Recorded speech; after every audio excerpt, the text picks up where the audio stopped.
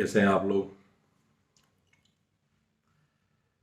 मैं भी इधर उधर घूम रहा हूँ, भटक रहा हूँ। आज एक नए शहर में रुका हूँ। होटल में रुका था, कमरे में बैठा था अकेले। मन में विचार आया, सोचा आपके साथ शेयर करूँ। आजकल कुछ हमारे देश के कुछ भाग में, कुछ इलाकों में शादी को लेकर के, लड़कियों की खासतौर शादी को लेकर के जो गार्जियन हैं वो काफ़ी परेशान नज़र आ रहे हैं। ऐसी शिकायत है कि हमें हमारे लड़की के हिसाब से उचित वर नहीं मिल रहा है, लड़का नहीं मिल रहा है। बड़ी जेन्युइन सी बात है। हर कोई चाहता है कि हमारी लड़की जिस हिसाब से है उस हिसाब से, या उसकी जैसी सोच है, वो जैसा चाहती है उसके हिसाब से लड़का मिले। एक टाइम था जब हम एक लड़की को गृहस्थी के हिसाब से देखते थे कि गृहस्थी संभालेगी, और उसके हिसाब से उसकी परवरिश करते थे और वैसा माहौल उसको देते थे। फिर उस लड़की की शादी हो जाती थी, और वो जैसा उसको पहले से जिस तरीके से परवरिश किया गया रहता था कि वो परिवार संभालेगी और करेगी, वो वैसा करती थी, और उसका जीवन जो है उसका उस हिसाब से चलता था। आज के समय में अब एक बात सामने आ रही है कि भाई सिर्फ हम अपने लड़कियों को, अपने बच्चियों को सिर्फ इस हिसाब से नहीं मानसिक रूप से तैयार कर रहे हैं कि वो एक गृहस्थी संभालेगी, और ऐसा होना भी नहीं चाहिए। उसको भी पूरा हक है। उसके अंदर भी भगवान ने वो सारे गुण दिए हैं जो एक लड़के के अंदर है, तो वो सारी चीजें कर सकती है जो एक लड़का कर सकता है। मतलब वो नौकरी में जा सकती है, हर तरह के जॉब को, हर तरह के चैलेंजेस को फेस कर सकती है। स्पोर्ट्स के क्षेत्र में वो जा सकती है। तो उसको एक इस तरीके से अब हम उसके हिसाब से अब चीज़ों को हम कर रहे हैं कि हमारी लड़की आने वाले वक्त में अपने जीवन के हर तरह के चैलेंजेस को फेस कर सके। और शादी तो ठीक है, लड़की है और उसको दूसरे घर में जाना है, लेकिन जो दूसरे घर में पहले जो जाने की सोच होती थी, वो आज के समय में हम इस हिसाब से अपने लड़की को तैयार कर रहे हैं, या लड़की भी ये ऐसा चाहती है कि सिर्फ गृहस्थी चलाने और संभालने के हिसाब से हमें ना देखा जाए या हम ना रहें।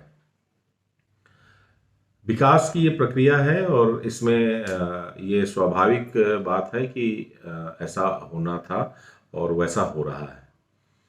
अब विषय ये आता है कि क्या जो लड़का है या लड़के का परिवार है, देखिए लड़के का और लड़की का परिवार तो हर परिवार है।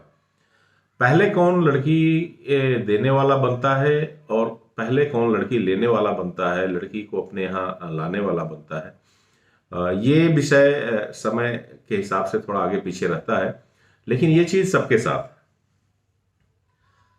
अब बात ये आती है कि एक परिवार की जो परिकल्पना पिछली पीढ़ी लेके बैठी हुई है कि हमारी बहू आएगी और इस परिवार को संभाल लेगी, और उसमें हम सारे लोग, मतलब एक तरह से माँ बाप, रिश्तेदार और लड़का, ये सारे लोग उसमें उसी हिसाब से एडजस्ट हो जाएंगे जैसे पहले की प्रथा चली आ रही है। ऐसा नहीं है कि सिर्फ हम अपने लड़की को ही पढ़ाना चाहते हैं और आगे बढ़ाना चाहते हैं। समय की ये मांग हो गई है कि हमारी आने वाली बहू भी इसी हिसाब से वो भी प्रिपेयर हो। अब इसमें एक चीज मैं देख रहा हूं, देखिए ये माने या ना माने, कुछ लोग इसको स्पष्ट रूप से स्वीकार करेंगे और कुछ लोग इसमें अपने तर्कों को जोड़ेंगे और उस हिसाब से, अपने सहूलियत के हिसाब से इस बात को कहेंगे या उसके ऊपर बोलेंगे। मेरा मानना यह है कि जब भी ऐसी स्थिति आ रही है तो कुछ टाइम के बाद, जहां बहुएं आ रही हैं, बेटी और बहू, देखिए ये दो शब्द मैं यूज कर रहा हूं। हमारी बेटी जहां जा रही है या हमारे यहां जो बहू आ रही है, ये इसको समझना पड़ेगा। हमारी बेटी जहां जा रही है वहां सब कुछ उसी हिसाब से हम चाहते हैं कि हो, जिस हिसाब से हम अपनी बेटी को मानसिक रूप से तैयार किए हैं। लेकिन हमारे यहाँ जब बहू आ रही है तो हम ये चाहते हैं कि हमारी बहू उस हिसाब से हो जिस हिसाब से हमारे यहाँ का सारा माहौल हो। अब असली जो प्रॉब्लम है यहां शुरू होती है। बेटी को भी हम अपने हिसाब से या बेटी के हिसाब से रखना चाहते हैं और बहू को भी हम अपने हिसाब से रखना चाहते हैं। अब ये जो हिसाब है ये थोड़ा सा गड़बड़ कर रहा है पारिवारिक चीजों को। अब इसमें देखने की बात यह है कि क्या हमारी बेटी अगर कहीं जा रही है तो देखिए कुछ प्रकृति भी होता है। प्रकृति ने स्त्री और पुरुष दो बनाया है और दोनों के कुछ प्राकृतिक कर्तव्य और कुछ जिम्मेदारियां निर्धारित की गई हैं। आज के समय में शायद हम उन प्राकृतिक जिम्मेदारियों को अपने तर्क के आधार पर इधर उधर करना चाहते हैं और इसका परिणाम ये हो रहा है कि मैं अपने जो मेरे ग्रुप में मेरे साथ टच में लोग हैं उनमें उनको जहां मैं जाता हूं अक्सर मैं फिर कह रहा हूं कि बहुत से लोग इसको स्वीकार करेंगे और बहुत से लोग इसमें अपने तर्कों को सम्मिलित करके स्वीकार करेंगे। तो बात यह है कि वहां पर बहू को लेकर के बहुत क्रिटिसाइज होती है। बहू को लेकर के बहुत क्रिटिसाइज हो रहा है कि हमारी बहू ऐसा कर रही है, ऐसा नहीं मानती है, ऐसा कर रही है, इसको ऐसा करना चाहिए लेकिन ऐसा कर रही है। फिर भी बहुत ठीक है, कोई बात नहीं है। जब फिर भी ठीक है तो ऐसा कर रही है वैसा कर रही है क्यों हो रहा है? दूसरी जगह हम बात करते हैं कि हमारी बेटी वहां गई है और उस घर को उसने स्वर्ग बना दिया है। थोड़ा सा वहां पर जो परिवार के एक दो लोग हैं वो पुरानी मानसिकता के हैं तो वो थोड़ा इधर और उधर की बातें कर रहे हैं। अब देखिए बेटी जहां गई है वहां के लोग इधर उधर की बातें कर रहे हैं, बहू जो आई है वो उसके साथ वो थोड़ा सा ऐसे ऐसे कर रही है। ये हर घर में एक चर्चा का विषय बना हुआ है और आज यही वजह है कि मैं समझ रहा हूं कि लड़कियों की शादी में भी और लड़कों की भी शादी में दोनों पक्ष को बहुत परेशानी उठानी पड़ रही है। मैं स्पष्ट कहना चाहता हूं कि लड़कों की भी शादियां नहीं हो रही हैं और लड़कियों की भी शादियां नहीं हो रही हैं। क्योंकि देखिए मेरा जहां तक मानना है कि पहले शादियां एक उम्र के साथ हो जाती थी और जब लड़के लड़की के हिसाब से अपने को एडजस्ट करता था और लड़की जो है वो लड़के के परिवार और लड़के के हिसाब से अपने को एडजस्ट करती थी। आज की स्थिति जो मैं समझता हूं, लड़की जो है वो अपने को अपने हिसाब से ससुराल में सब लोगों को ढालने की कोशिश कर रही है और जो लड़का है वो अपने को वो जैसा है वैसा ही रखने की कोशिश कर रहा है। और जो परिवार के अन्य मेंबर हैं जब बहू को ला रहे हैं, बहू वाली बात हो रही है, तो वो चाहते हैं कि बहुत कम जो पहले की परिपाटी चली आ रही है उसमें बहुत कम काट छाट हो और हमारी बहू उसके हिसाब से एडजस्ट हो जाए। जैसे अभी कोरोना के टाइम में मैं एक दो लोगों से मिला था, हमारे एक मित्र हैं जो दिल्ली में हैं, गवर्नमेंट जॉब्स करते थे, रिटायर हो गए, अच्छी जॉब थी, उनके दो बेटे और दोनों बेटे वेल सेटल्स थे और उसके हिसाब से उनकी शादियां भी हुई, बड़ी धूमधाम से भी। उन्होंने सबको बताया कि हमारी बहू का भी पैकेज जो है वो 18 लाख का है और दोनों बहुएं उनकी वर्किंग आई। तो अब हुआ क्या कि कोरोना टाइम में या कोरोना के बाद और कोरोना से पहले की जो स्थिति थी, अब देखिए आप अगर जॉब कर रहे हैं या जॉब करने वाली आपकी बहू आ रही है, बेटा भी जॉब कर रहा है, तो दोनों की रिस्पॉन्सिबिलिटीज घर के अलावा बाहर भी हैं, जॉब में भी हैं। तो उनका उठने का, सोने का, जगने का अपना टाइम उनको उसके हिसाब से फिक्स करना पड़ता है। अब इसको लेकर के उस घर की स्थिति ये है कि उन्होंने अपना मकान 3 फ्लोर का बनाया हुआ है। तो ग्राउंड फ्लोर पर वो खुद रहते हैं, बीच वाले फ्लोर पर एक बेटा बहू रहते हैं और उसके ऊपर वाले फ्लोर पर एक बेटा बहू रहते हैं। अब ये तो रिटायर है, रिटायर होकर के घर में है। अब थोड़ा बहुत गार्डनिंग वगैरह कर लेते हैं, कुछ पेट जानवर वगैरह पाले हुए हैं तो उसमें अपना उनका समय व्यतीत होता है। पास में मंदिर है, वहां वो चले जाते हैं। तो इन सब चीजें तो उनकी दैनिक जो दिनचर्या है वो इस तरह से है। अब बहू की जो जॉब है वो डे टाइम की है, बेटे की जो जॉब है वो नाइट की है।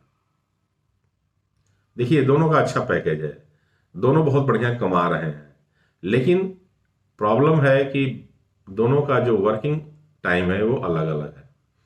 आधुनिकता के आधार पर हम कह सकते हैं तो प्रॉब्लम क्या है। बहू को अगर भाई सास ससुर की एक्सपेक्टेशन ये है कि हमें चाय मिल जाए, भोजन मिल जाए, लेकिन अगर समय अलाउ नहीं करता तो कैसे मिलेगा। अब यहां तर्क यह आता है बहुत से लोगों का कि घर में नौकर रख लीजिए, सारी चीजें वहां से हो जाएंगी। लेकिन नौकर रख करके जो वो एक इमोशनल लगाव की बात हो रही है, हर सास ससुर चाहता है या हर बाप चाहता है कि घर के लोगों के साथ बैठ करके वो एक कप चाय पिए। चलिए मैं मान लेता हूं कि आधुनिकता में ये सारी चीजें नहीं संभव है और ये कोई दकियानुसी बातें करके हम इसको साइड कर देते हैं। लेकिन इसके बाद, इन सब चीजों के बाद की जो समस्याएं हैं, या फिर हम बात करते हैं कि पहले के जमाने में ऐसे घर हुआ करते थे, ऐसे प्यार हुआ करता था घरों में के अंदर, रिश्ते ऐसे निभाए जाते थे, फिर हम उस या तो रिश्तों को भूल जाएं। और ये याद रखें, मेरा कहने का मतलब यह है कि ये जो परिस्थितियां बन रही हैं इसका जिम्मेदार कौन है और हमें कितना बेटे और बहू इन दो चीजों के बीच में कितनी। अब आप बात करेंगे कि भाई आप सिर्फ लड़की को ही टारगेट, औरत को ही टारगेट कर रहे हैं, आप लड़कों के बारे में क्यों नहीं बोल रहे हैं। देखिए, आप बात कर लीजिए बेटे की, आप बात कर लीजिए अपने माँ की, आप बात कर लीजिए अपने बहू की, आप बात कर लीजिए अपने बहन की। आपकी मानसिकता औरत से हटके, ये सब औरत हैं, लेकिन जब आप बहन की बात करते हैं तो आपके बात करने का क्राइटेरिया अलग हो जाता है। जब आप माँ की बात करते हैं तो आपकी बात करने का क्राइटेरिया अलग हो जाता है। जब आप अपने बेटी की बात करते हैं तो बात करने का क्राइटेरिया अलग हो जाता है। और जब बहू की बात करते हैं तो क्राइटेरिया अलग हो जाता है। लेकिन ये चारों एक औरत है। हम अपने सहूलियत के हिसाब से औरत की बात कर लेते हैं। मैं ये जानता हूं, या आप सभी लोग जानते होंगे, कि मां जो है वो समय के साथ साथ घर की मालकिन हो जाती है। वही मां जिसको औरत कहा गया वो घर की मालकिन होती है। अब आप कहेंगे वो मालिक नहीं होती, मालकिन नहीं होती है, वो जो कहा जाता है वैसा करती है। भाई जब बहू डिसाइड करना हो कि किस लड़की से लड़के की शादी करना है तो क्या मां की नहीं चलती है, मां से नहीं पूछा जाता है? वहां भी एक औरत ही डिसाइड करती है कि हमारी बहू कैसी होगी। घर में जो पहली बात आती है तो सास बहू के किस्से बड़े मशहूर हैं, वो भी दोनों औरत ही हैं। बहन के साथ भाभी का रिश्ता कैसा होना चाहिए, वो भी दोनों औरत ही हैं। तो मेरा कहने का मतलब यह है कि परिवार की केंद्र में औरत होती है। मैं कोई बड़ा और छोटा की बात नहीं कर रहा हूं। डिसीजंस में, अच्छाई और बुराई में, सब चीजों में औरत की मुख्य भूमिका है, इसलिए मैं औरत की बात कर रहा हूं। जहां तक जिम्मेदारी की बात है, भाई खाना बनाने की बात है, घर की बाकी चीजों को करने की बात है, बिल्कुल सही बात है। आदमी भी करेगा, लड़के भी करेंगे, वो सारी चीजें करेंगे। और जो चीजें बच जाती हैं वो आजकल घर में नौकर रख लिया जाता है, उससे हो जाता है। तो किचन में हाथ बटाना हो या बच्चे की परवरिश की बात हो, सब में लड़के का भी उतना ही रोल है, वो करना चाहिए।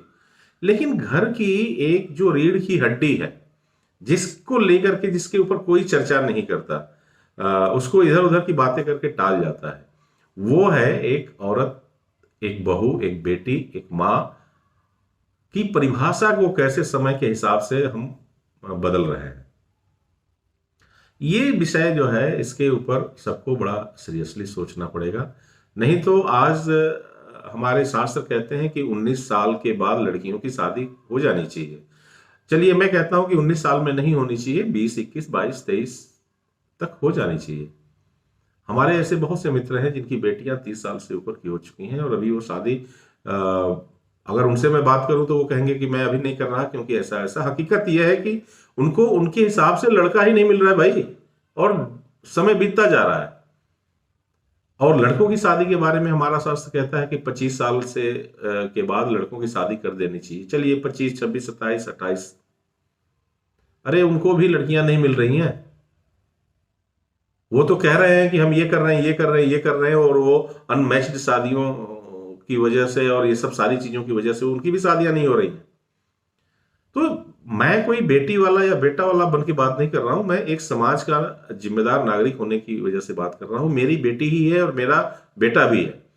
दोनों की शादियां अगर एक पार्टिकुलर टाइम में नहीं हो रही हैं, या शादी होने के बाद बेटी के घर में भी समस्याएं आ रही हैं और बेटे के भी घर में समस्याएं आ रही हैं, तो इसका कैसे समाधान निकाला जाए, इसका क्या समाधान है, इस विषय पर सारे वर्ग को, सारे एज ग्रुप को बैठ करके मंथन करना पड़ेगा। और साथ में बेटियों को भी बैठाना पड़ेगा, माओ को भी बैठाना पड़ेगा, बेटों को भी बैठाना पड़ेगा। और शादी का एक्चुअल में महत्व क्या है, शादियां क्यों जरूरी है। फिर तो हम ये कह सकते हैं कि शादी की जरूरत ही क्या है। अगर हमारी परंपराएं, हमारा समाज बिना इसके भी चल सकता है, तो 30-35 साल और 40 साल की शादी के बाद हम ये भी कह सकते हैं कि शादी की जरूरत क्या है। विषय है, गंभीर विषय है मैं समझता हूं, और इसके ऊपर विचार करना सबकी जिम्मेदारी बनती है। वरना बहुत तेजी से समय बदल रहा है और ये समय हमें कहाँ लेके जाएगा और रिजल्ट इसका हमारे सामने क्या आएगा, ये बहुत ही मुझे बड़ा भयावह आने वाला टाइम दिख रहा है। तो ये एक विषय था मेरे मन में जो मैंने आपके साथ आज शेयर किया। आपकी क्या राय है, आप इसके बारे में क्या सोचते हैं, आप जरूर हमें हमारे कमेंट बॉक्स में लिखें। और इसके लिए क्या आप कर सकते हैं, या मैं क्या कर सकता हूं, या समाज क्या कर सकता है, या क्या करना चाहिए, अपने सुझाव जरूर दें। और आगे और हम ऐसे विषयों पर आपके साथ चर्चा कर सकें और वो हम आप तक उपलब्ध करा सकें, इसके लिए हमारे चैनल राजेश राय लुधियाना को जरूर सब्सक्राइब कीजिए।